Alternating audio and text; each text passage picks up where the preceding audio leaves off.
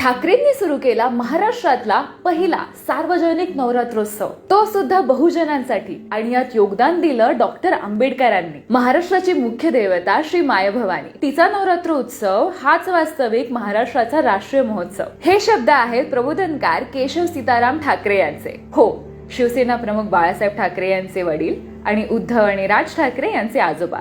त्यांनीच मुंबईच्या दादरमध्ये सुरू केला होता महाराष्ट्रातला पहिला सार्वजनिक नवरात्रोत्सव. माझी जीवनगाथा या आपल्या चरित्रामध्ये प्रबोधनकारांनी यामागचा हेतू सांगितलाय. त्या काळी दादरमधल्या गणेशोत्सवात बहुजनांना स्थान नव्हतं. ही गोष्ट प्रबोधनकारांना खटकायची. त्यांनी ते बदलायचा प्रयत्न सुद्धा केला, पण त्यावर काही ब्राह्मणांनी बहिष्कार घातला. मग त्यांनी ठरवलं की बहुजनांना आणि सर्व जातीच्या लोकांना सामावून घेईल असा उत्सव साजरा करायचा.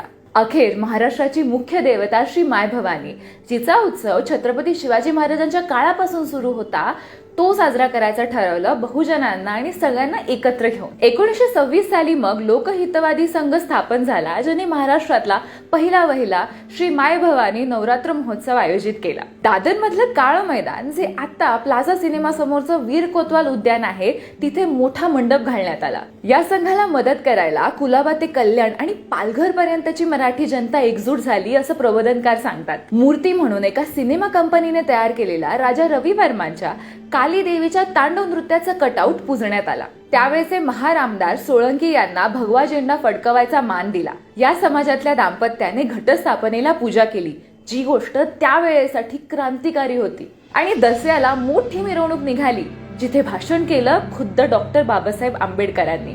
आजही हा नवरात्रोत्सव दादर मधल्या खांडके बिल्डिंग मध्ये साजरा होतो. त्याच परंपरेने, त्याच